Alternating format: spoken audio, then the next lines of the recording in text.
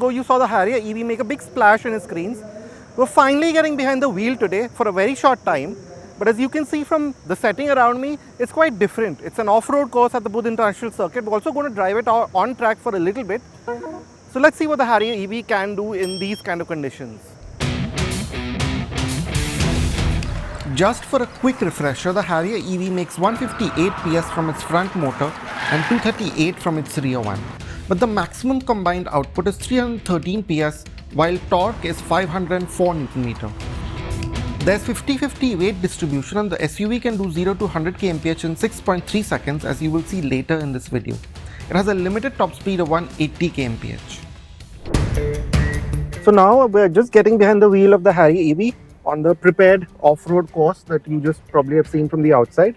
Now I'm being instructed to first go into a rock pit. This is a completely standard Harrier EV. We're driving it in one of the off-road modes that it has, in the rock and crawl mode. I'm sure you'll be able to see from the outside how it does. So as you can see, the off-road assist sort of managing traction between the two axles, and it's sort of like a cruise control but for off-road situations. And yeah, it's quite simple. I didn't really have to do anything, just steer the car wherever I had to go.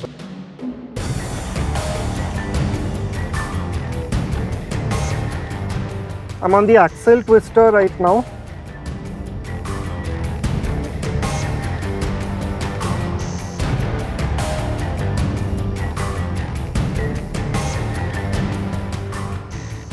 So we just tried the negative side incline in the rock and crawl mode. Then we also tried out the sand mode, where the car sort of drivetrain, it sort of loosens it up a little bit for that extra momentum that we need on sand. Now we're going to climb up a 34-degree incline, which looks quite intimidating from the outside, but let's see how it feels from the inside. I can only see sky right now, can't see anything else. Now that dip by itself, I think even though we didn't use a hill descent control, I think the car managed pretty well with the traction that was on offer. And just on the brakes, it was quite nice. Now we're trying a more advanced version of that side incline test that we did. So again, we're in the same mud and ruts mode, so let's see how it performs. As you can see, I'm barely held on to my seat. The car is at a massive angle.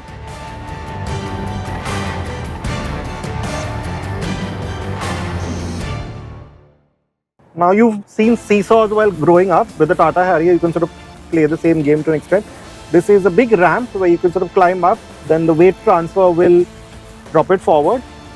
I've never tried this before, so let's see how it feels like. Now I'm in this V-shaped ditch, which shows the approach and departure angles, and yeah, like with these quite steep inclines, this car is managing that reasonably well. Now we're in a big slushy, boggy pit. Again, I'm going to use that off-road assist function. I don't really have to do anything aside from sort of steering, so let's see what this car does.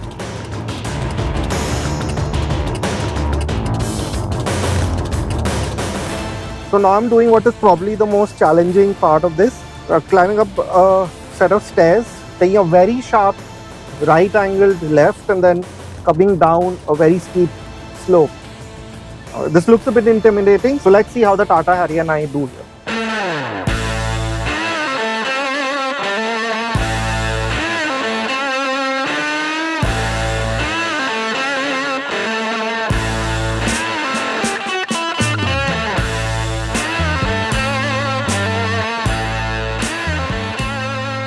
Now we're on the main straight of the BIC to see how fast the Harrier EV can actually go.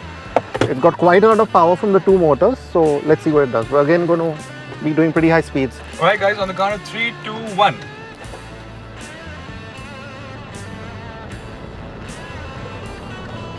We're on boost mode, which means that we have 100% power from both the motors, front and back.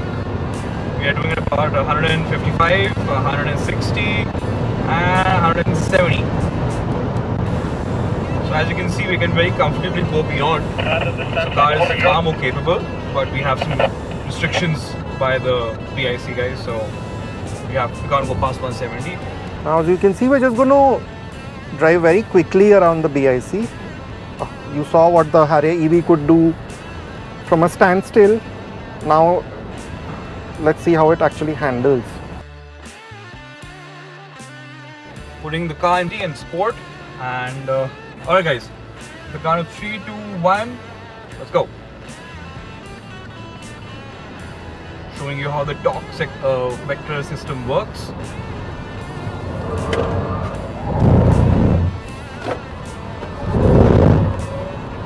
As you see the ESP working fairly well, not letting me lose the traction despite the high speed that we are achieving.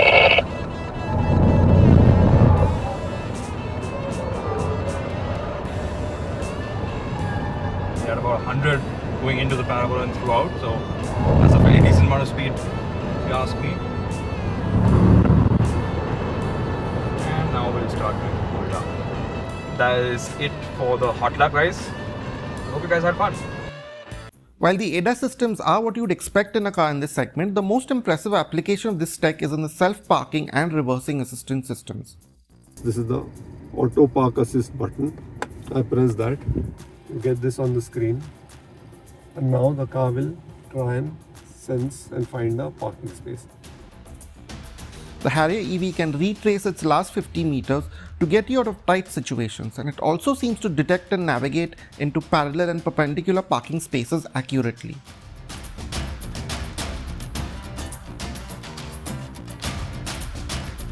Now, if you're familiar with what Tata Motors usually does with one of its EV products, then the interiors of the Harrier EV will not come as a surprise to you, because it's very closely related to the one in the ICE version.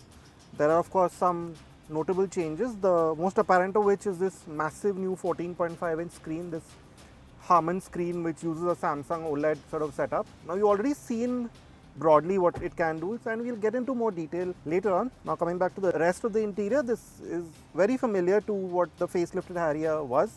So you have that touch panel here with the dual zone climate controls, and a lot of those functions, for example the 360-degree cameras, the boot, and all the climate functions are controlled through here.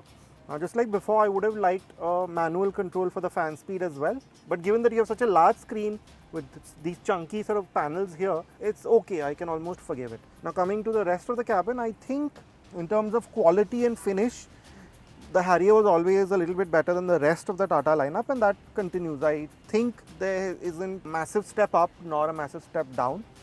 And I really like this ambient lighting that's been added. Of course, the color itself is a bit more sober, if you will, than the ICE version. So you have the black and grey here, this pattern here. Now this is soft, this ridge here soft with the blue contrasting.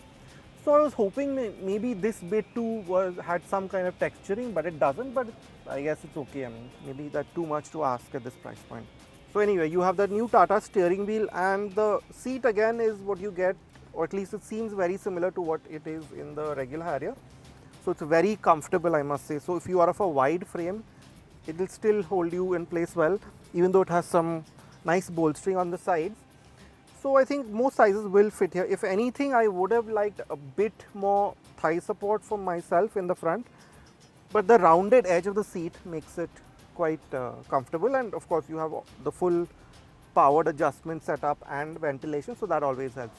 And finally, another sort of feature that's been talked about a lot inside the Harrier is this EIRVM, as they call it, which is essentially again somewhat like a Land Rover, where it gives you a feed of the rear and of the front from that camera that's on the antenna, and then of course you can also use it as a dash cam.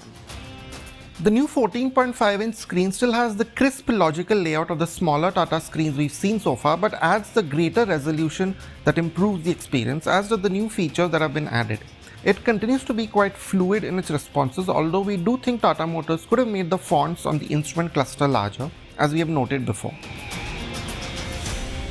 Now you get a bit of a sidestep in the Harrier EV. I'm not sure if it's standard or an accessory, but either way I don't think you need it. It's not a very high car, so getting in is fairly simple.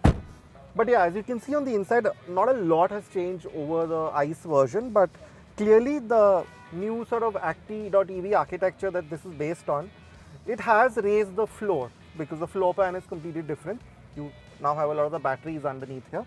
So that does mean that thigh support feels a bit less than what it was earlier in the ICE version, but you now have this very convenient boss mode. A lot of these cars are getting this, and this one gets it too. And you can see the sheer amount of space that I can free up.